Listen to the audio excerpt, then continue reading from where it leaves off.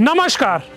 भारत के इलाके के बीचों बीच बांग्लादेश का एक इलाका और उस बांग्लादेश के इलाके के बीच में एक और इलाका जो भारत का है। 250 साल पहले गई एक शतरंज की बाजी, जिसके बाद भारत और अब के बांग्लादेश के कई इलाकों को इस तरह से बांट दिया गया, ऐसे मिला दिया गया कि उनका निर्णय कर पाना ही बहुत मुश्किल हो गया था। आज इंडिया नाउ एंड हाउ में मैं आपका होस्ट अंकित आपको सुनाऊंगा उन इलाकों की कहानी जिनको हम कहते हैं भारत बांग्लादेश एनक्लेव्स या भारत बांग्लादेश के वो इलाके जो कुछ इस तरह से मिलजुल गए कि उनको छुड़वाते छुड़वाते कई दशक और कई पीढ़ियां लग गईं। ऐसा कहते हैं कि 310 सालों पहले 1713 में दो राजा एक शतरंज के खेल के लिए बैठे।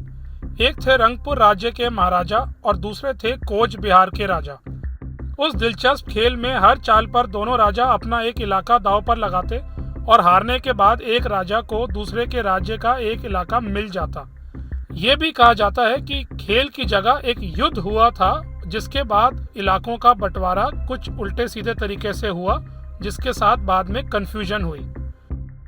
रंगपुर क्योंकि उस समय मुगलों के पास था, तो रंगपुर की तरफ से मुगलों ने ही सारी चालें चली। चलिए, यहाँ तक तो ठीक था, लेकिन बंटवारे में इस हद तक गड़बड़ी हुई कि एक उदाहरण दें तो एक इलाका या जिसको आज अंग्रेजी में एनक्लेव कहते हैं, वो दूसरे को दिया गया, तो उसके बाद वहाँ पर कन्फ्यूजन शुरू हुई। कन्फ्यूजन इस तरह से हुई कि जीता हुआ राजा बाद में खुद उसी इलाके में से एक हिस्सा दूसरे राजा को वापस दे देता। इस कारण एक बड़े इलाके या एनक्लेव के अंदर दूसरे राजा का एक छोटा इलाका या काउंटर एनक्लेव आ जाता। रंगपुर आज बांग्लादेश में है और कोच बिहार भारत में। कुल मिलाकर बांग्लादेश में 102 इलाके भारत के हैं और उन 102 इलाकों के अंदर भी 21 ऐसे छोटे इलाके हैं जो फिर बांग्लादेश के हैं। इसी तरह से भारत में 71 बांग्लादेशी इलाके या एनक्लेव हैं, जिनमें 3 छोटे इलाके वापस भारत के हैं। यहाँ एक जगह का वर्ल्ड रिकॉर्ड भी है जिसका नाम है दहाला खागराबारी। ये जगह ऐसी है जहाँ एक इलाके के अंदर छोटे इलाके और उसके अंदर भी एक और छोटा इलाका बना हुआ है।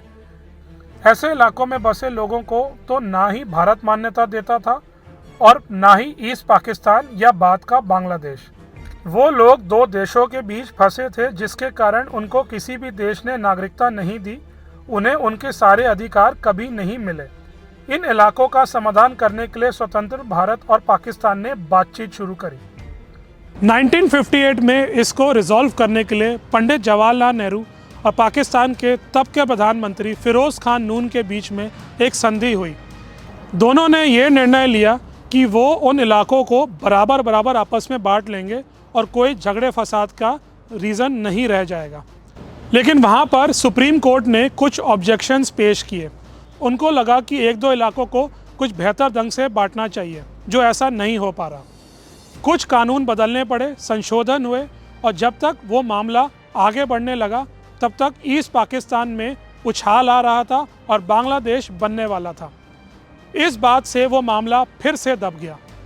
बांग्लादेश के बनने के 3 साल बाद उनके लीडर शेख मुजीबुर रहमान और तब की भारतीय प्रधानमंत्री श्रीमती इंदिरा गांधी ने एक और एग्रीमेंट किया। साल था 1974 और ये डिसाइड किया गया कि बंटवारा करेंगे, ढंग से करेंगे, बराबर बराबर ना सही, लेकिन वैसा करेंगे जो दोनों पक्ष जिससे खुश रह सकें। फिर यह मामला खिसकते खिसकते 1997 तक आ गया। फिर ना ही इंदिरा गांधी और ना ही कांग्रेस की सरकार थी। अब गद्दी पर बैठे थे श्री अटल बिहारी वाजपेयी। बड़ा आइडिया ये था कि अब जो भी लैंड है दोनों देशों के अंदर, वो कानूनी तौर पर उन्हीं का बना दिया जाए। इससे भारत को 40 स्क्वायर किलोमीटर यानी करीब 10,000 एकड़ का नुकसान होना तय था। कॉन्स्टिट्यूशन में इसके लिए एक अमेंडमेंट करना आवश्यक था। इस कारण भी कई और साल निकले और फिर 2011 में प्रधानमंत्री श्री मनमोहन सिंह ने इसको पार्लियामेंट में आगे पेश किया। इसके बाद फिर से इसको 18 दिसंबर 2013 को राज्यसभा में उठाया गया। बंगाल, असम और कुछ और राज्यों के कई लोगों ने इसका विरोध किया क्योंकि हम कुछ इलाका खोने वाले थे। बिल वहीं अटका रहा और पीएम मोदी की भारतीय जनता पार्टी फिर सत्ता में आ गई। पीएम मोदी इस इशू के जल्द निपटारा करने के फेवर में थे और 6 मई 2015 को राज्यसभा से उस बिल को क्लियर करवा दिया गया। अगले ही दिन इसको लोकसभा में भेजा जहां बीजेपी की मेजॉरिटी थी और वो उसी दिन पास हो गया। उसी महीने 28 मई को राष्ट्रपति श्री प्रणब मुखर्जी के हस्ताक्षर को लेकर प्रधानमंत्री मोदी ढाका जाने की तैयारी करने लगे। 6 जून को ढाका में पीएम मोदी और बांग्लादेश की प्रधानमंत्री शेख हसीना ने इस पर ट्रांसफर की मोहर लगा दी। इसके होते ही करीब 36,000 लोग जो बांग्लादेशी साइड पर थे और करीब 14,000 जो भारतीय साइड पर थे उनको नागरिकता मिल गई।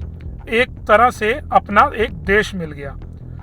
पर दहग्राम अंगार पट को इस एग्रीमेंट में नहीं डाला गया क्योंकि वो बॉर्डर से करीब 180 मीटर ही दूर था। उसको बांग्लादेश से कनेक्ट करने के लिए एक कॉरिडोर, एक रास्ते को बनाया गया जिसको 3 बीघा कॉरिडोर कहा जाता है। आज भी ये छोटी पगडंडी जैसा इलाका बांग्लादेश के लोग इस्तेमाल करते हैं और इस पर उन्हीं का कंट्रोल है। इस एग्रीमेंट से रिश्ते इतने अच्छे हो गए कि 2019 में अगरतला के रनवे को जब हमें बढ़ाना था तो हमने बांग्लादेश को अप्रोच किया। वो इसलिए क्योंकि अगरतला एयरपोर्ट का रनवे लगभग बांग्लादेश बॉर्डर को टच करता था। हमारा कॉन्फिडेंस इतना हाई है कि हमें यकीन है कि एक आध साल में हमें जो एक्स्ट्रा हिस्सा बांग्लादेश से चाहिए वो हमें मिल जाएगा। आज की इस कहानी में बस इतना ही।